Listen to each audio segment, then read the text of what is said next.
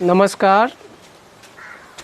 आज हम अपरिमेय संख्याओं के बारे में बात करेंगे, जो कि कक्षा 10 के लिए बहुत ही महत्वपूर्ण होगा और ऐसा बोर्ड एग्ज़ाम में क्वेश्चन आने को बनता है।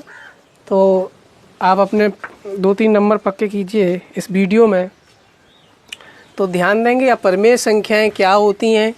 वे संख्याएं जिनका दशमलव प्रसार अशांत और अनावर्ती होता है। ध्यान रखेंगे, अशांत और अनावर्ती होता है दशमलव प्रसार।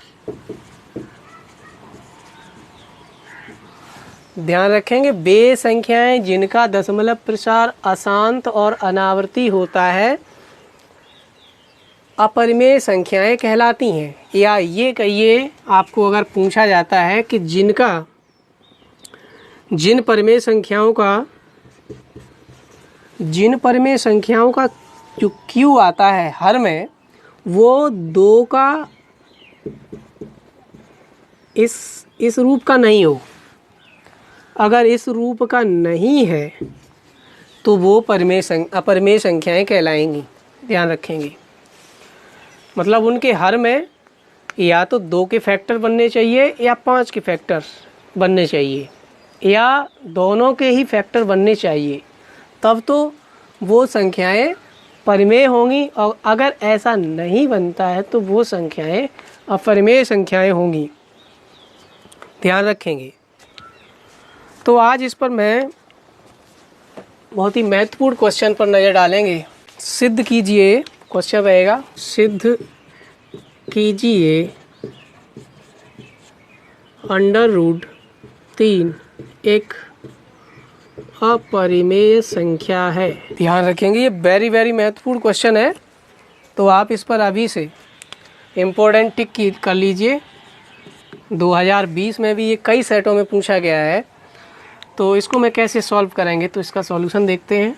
मान लीजिए, माना √3 एक परिमेय संख्या है। देन जब परिमेय संख्या है तो मैं इसको इस तरह से लिख सकता हूँ, PYQ के फॉर्म में। और साथ में यहाँ पे लिखेंगे जहाँ P तथा Q सह अभाज्य संख्याएं हैं। ध्यान रखेंगे, सह अभाज्य संख्याएं बहुत ही महत्वपूर्ण क्वेश्चन है। यहाँ पे भी सह अभाज्य संख्याएं क्या होती हैं? जिनका फैक्टर केवल एक ही हो, उभयनिष्ठ फैक्टर केवल एक ही हो, 1 के अलावा और कुछ नहीं होना चाहिए। और कुछ होता है तो वो सह अभाज्य संख्याएं नहीं होंगी। जैसे 4 और 3, इनका उभयनिष्ठ फैक्टर अगर करेंगे तो एक ही आएगा। ध्यान रखेंगे। तो इस पे आ जाइए। दोनों पक्षों का वर्ग करने पर,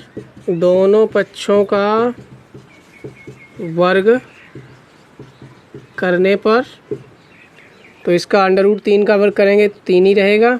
P²/Q² क्रॉस मल्टीप्लाई कर देंगे तो P² बराबर 3Q², ये आएगा। इसका मतलब क्या हुआ? 3 है वो P² का गुणनखंड है। ध्यान रखेंगे, अगर मैं इसको वर्गमूल में लिखूंगा तो किस तरह से लिखेंगे? तो P बराबर √3Q, मतलब ये लाइन में जो मैंने लिखी है वर्गमूल ले लिया है दोनों पक्षों का। तो इसमें क्या है कि √3 है वो P का एक गुणनखंड है, एक गुणनखंड है। ध्यान रखेंगे। अब मैं मान लूँगा, माना P बराबर 3 करके कुछ मानेंगे, क्योंकि क्वेश्चन में 3 आया हुआ है तो 3P मान लो। 3P तो पहले से ही क्वेश्चन में है। 3M मान लो, 3C मान लो, 3Z वगैरह जो कुछ भी आप 3K मान सकते हैं, तो 3C मानता हूँ मैं। इसका मैं P बराबर 3C मैंने मान लिया। उसके बाद यहाँ लिखेंगे सी कोई पूर्णांक है, सी कोई पूर्णांक रहेगा। इसका मैं वर्क करूँगा।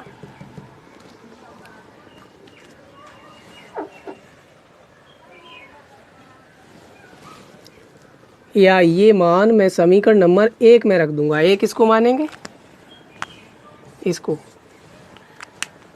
P का मान समीकरण 1 में रखने पर, जब रखेंगे इसमें रखेंगे तो 3C का स्क्वायर बराबर 3Q का स्क्वायर, तो इधर हो जाएगा 9C स्क्वायर बराबर 3Q स्क्वायर। 3 से कट कर देंगे तो ये आ जाएगा हमारा Q स्क्वायर बराबर 3C स्क्वायर। ध्यान देंगे। अब यहाँ पे आ जाइए। इसका मतलब क्या हुआ?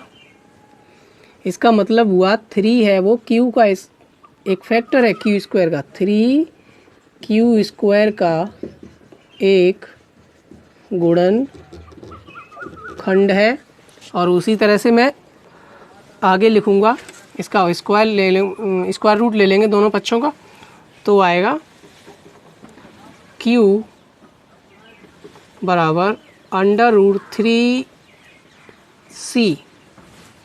ठीक है, इसका मतलब ये हुआ √3 Q का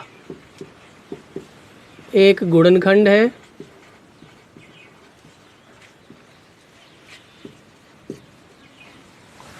अब आप ध्यान से देखेंगे, √3 Q का भी गुणनखंड है और √3 P का भी गुणनखंड है।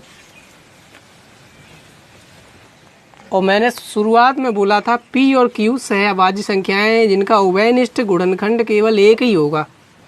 अतः यहाँ लिखेंगे, अतः विरोधाभास, या ये लिख सकते हैं √3 P तथा Q दोनों का एक उभयनिष्ठ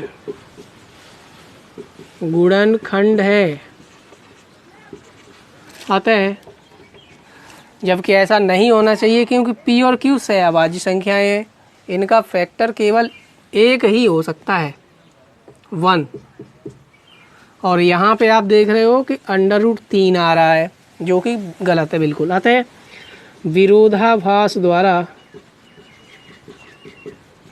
सिद्ध हुआ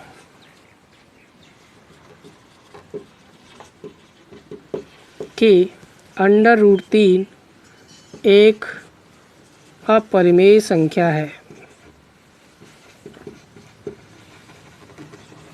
ऐसे ही क्वेश्चन आ सकता है, √2 सिद्ध कीजिए √2 एक अपरिमेय संख्या है, या √5 एक अपरिमेय संख्या है। तो बिल्कुल सेम प्रोसेस यही रहेगा, आपको इसी प्रकार से करना है। बहुत ही महत्वपूर्ण क्वेश्चन है, एकदम आउट क्वेश्चन है बोर्ड परीक्षाओं के लिए ये।